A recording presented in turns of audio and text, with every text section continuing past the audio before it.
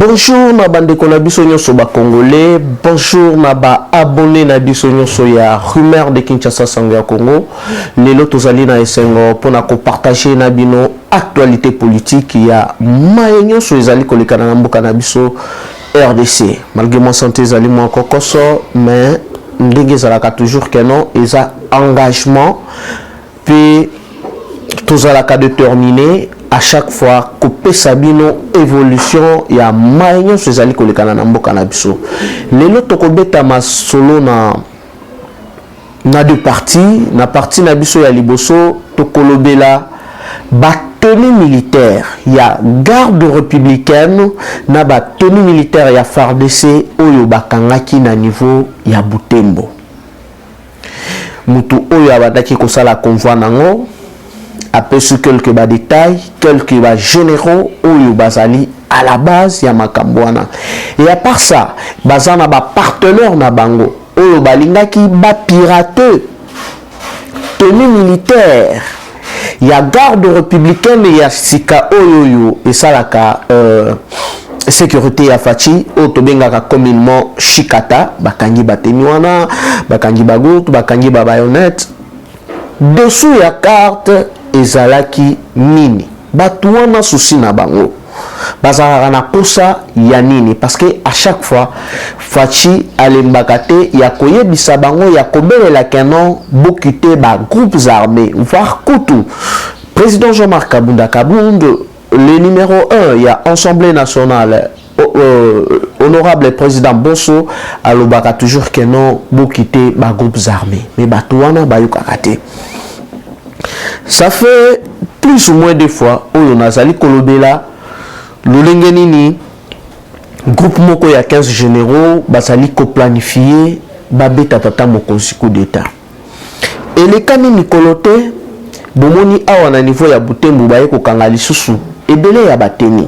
Donc bateni ya ba FARDC, bateni ya ba Chikata, voire même na bateni ya l'armée ougandaise.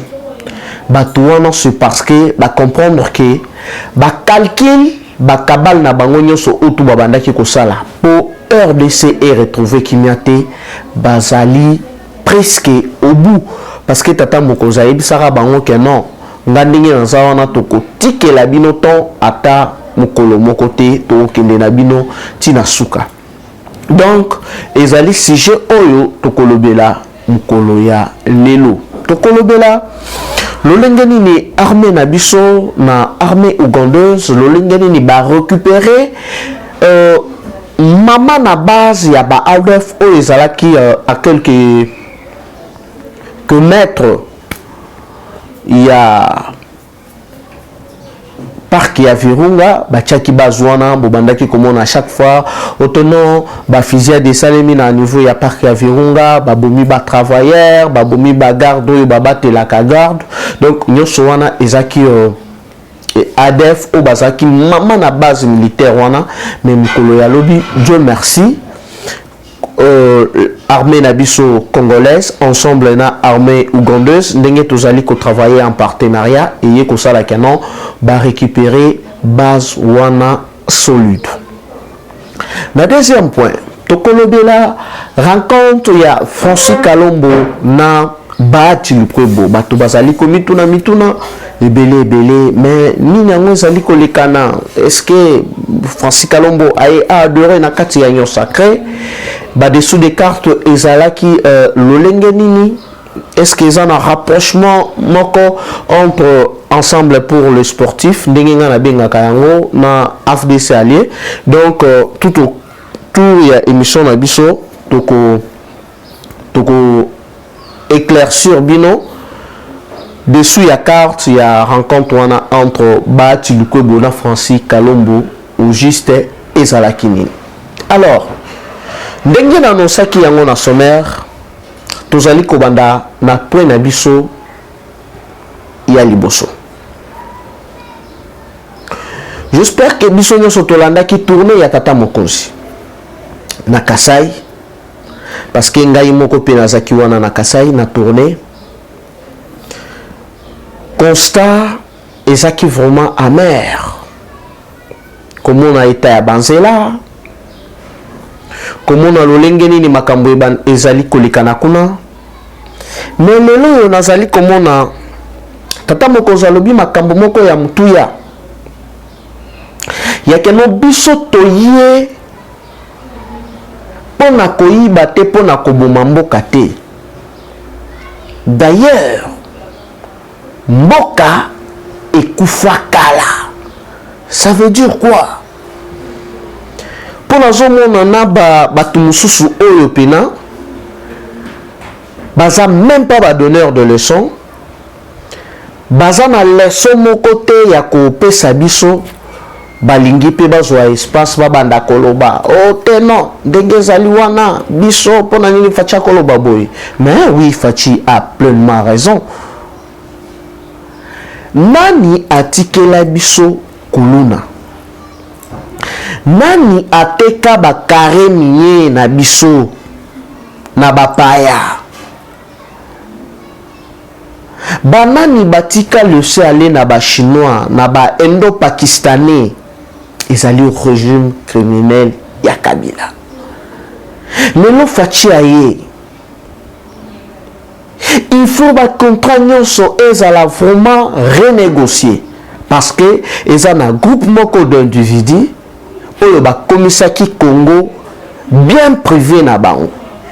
Lelo toza na ba hold up. Lolenge nini batu babandaki ko s'organiser babanda copier mbongo ya l'État. Lelo Afroland Bank ba client bazali menacé pona nini mbongo o ba chaki kuno parce que ezali ba bank oyo Kabila yemoko ayana bango awa batu bazali ko risquer ko perdre lisusu mbongo na bango ndenge ba perdaka yango à l'époque na Procrédit. Et cette fois-ci daba investigation oyo na sali nazali ko alerter déjà escroquerie na niveau ya Afroland Bank. O déjà ba client bazo kende bazo ba mbongo na bango et komi ba tanto plutôt o zwanda mais ba mbongo wana ekeyi wapi. Voilà tout ce que batu wana régime wana baso ki ba mboka na biso en otage. Ko sala ba bavure. Mais mboka oyo bajoraka pendant 32 ans. Babomi yango. Oyo ayekoya pendant 18 ans. Abomi yango. Na 3 ans, Fachi aza na magie ya kosala te. Mais au contraire, Fachi azo chande ba base. Azo chande ba base solide. Place ezalaki mabe abongisa. D'ailleurs, mukolo ya lobi, chef de l'État na conseil de ministre azaki très furieux. Alobi cette fois-ci partout na kokende na ba province ce qui m'a remarqué que non na secteur songolo pakala mosale salamité na kozwa ba mesure. C'est pour vous dire quoi? Fachi akutaki mboka par terre. Kaka bato o babomaki mboka Fachi alobi boya tosangana tosala mosala parce que constitution imposa ki biso yango tito votaki Fachi azaki na majorité na kati assemblée nationale te alors falaki kosala otobengi coalition l'air to marcher na coalition batu oyo ba géraki pendant 18 ans pona bango falaki ba continuer toujours copier koyiba mbongo ya l'État alors que avec Fachi arokaki ko tolérer makambu wana te. Donc na bandeli yango lisusu bao ba osilika basilika kaka ndenge Fachi alobaki mboka ezalaki ya kokufa. Fachi aye sikoyo pona ko s'imposer pona ko bandela lisusu fondation. Donc ezo senga vraiment temps petit à petit mollo pour makambo esala nini et c'est stabiliser na ba secteur nyonso. Allez-y comprendre. Au kamati neti na domaine ya agriculture. Neti na secteur ya pêche et élevage. Kabila a préféré asomba ba bateau de pêche akende kotika yango na niveau ya Namibie. Donc biso to banda sikoyo ko importer à partir ya Namibie ezoya awa na mboka na biso ezalaka te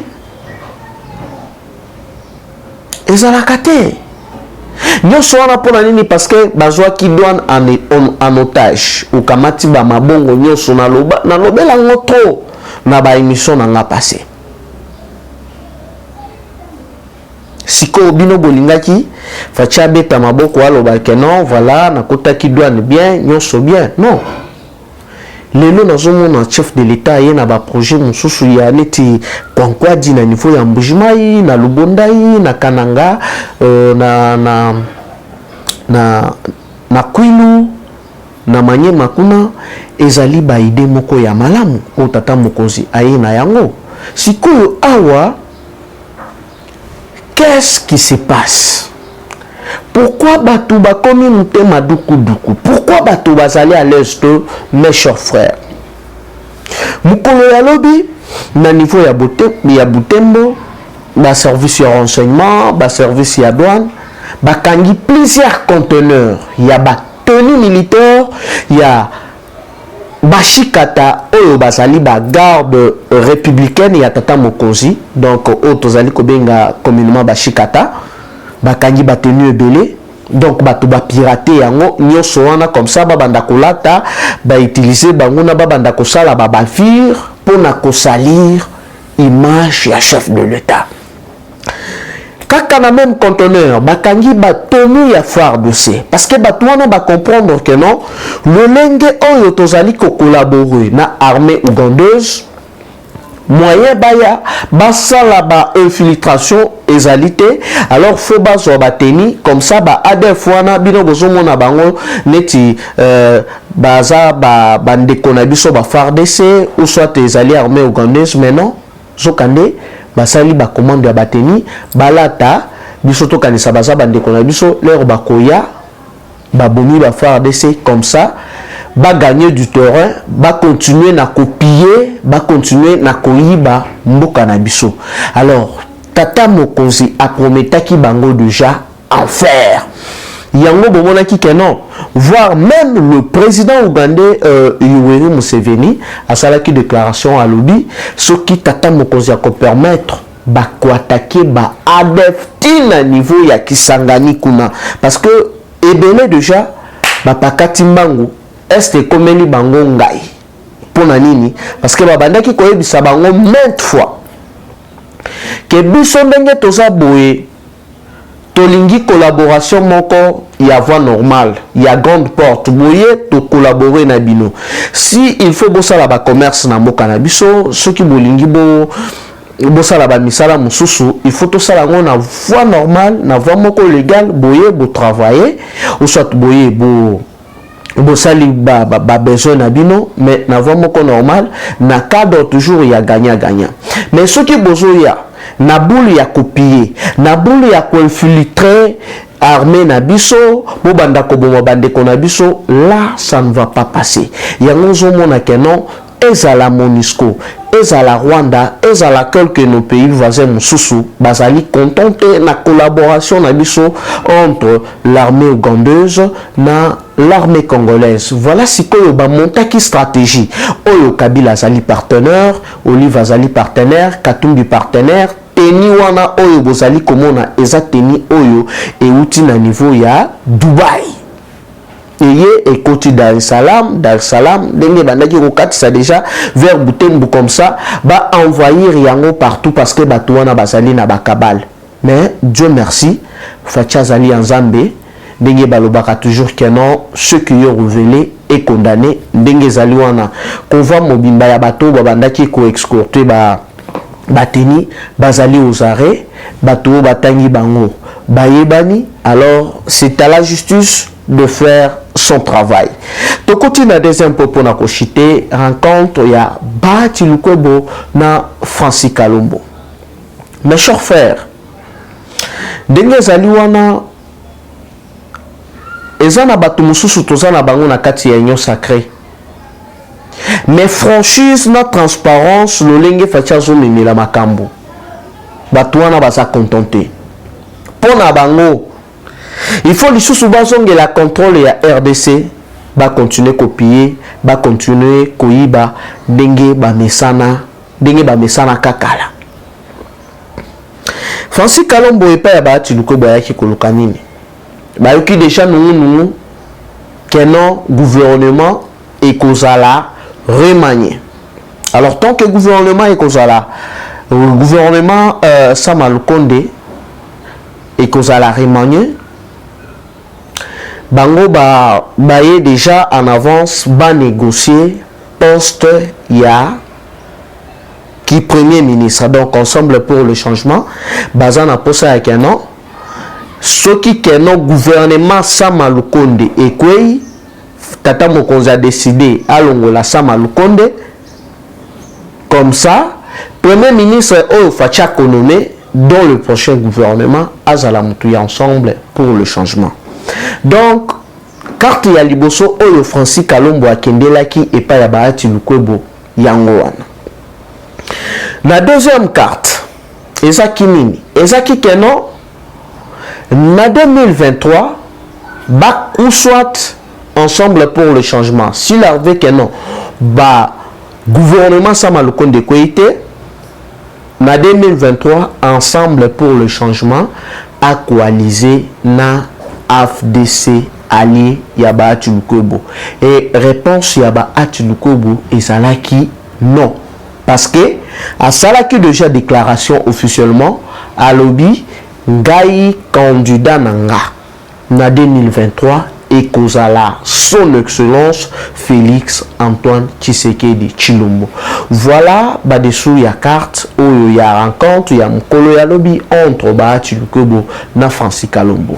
Bo s'abonner massivement na chaîne abino Rumeur de Kinshasa basango ya Congo ezaki wa bino mwana koli ngai na bino tokutani basima. Bye bye et dans le prochain numéro.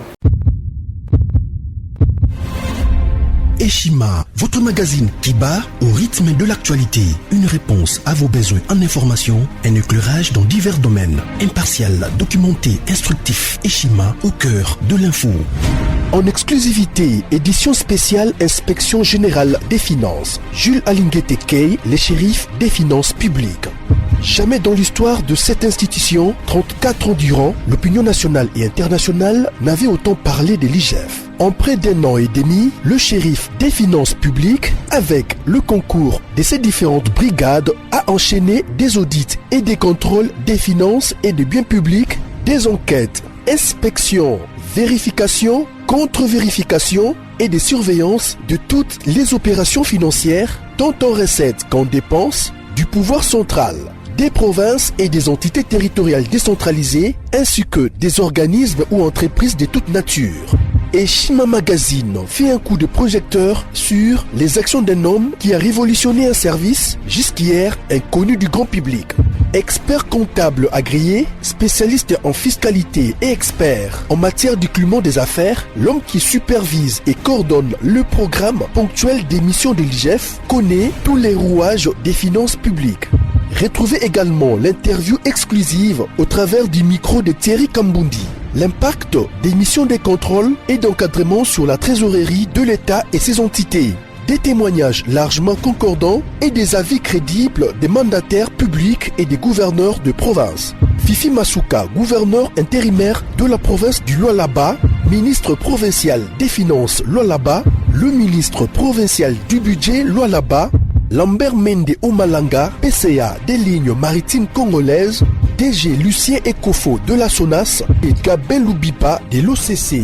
En un an et demi, l'inspecteur général des finances, chef de service Jules Alinguete Kay, s'est investi en tant qu'instrument de contrôle des finances publiques pour implémenter la bonne gouvernance à tous les niveaux des institutions du pays.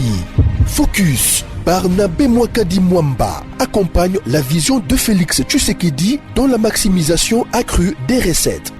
Nation, le nouveau siège de la SENSAP inauguré par le président de la République accompagné du chef des missions de la Caisse et du ministre de la Fonction publique.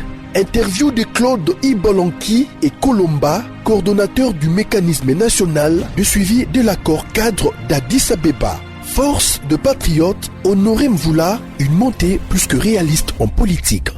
Découverte. De la chronique musicale au journalisme politique, Marius Muunga, une conversion réussie. Retrouvez l'intégralité du magazine Eshima dans les kiosques. Eshima Magazine, un nouveau standard d'information.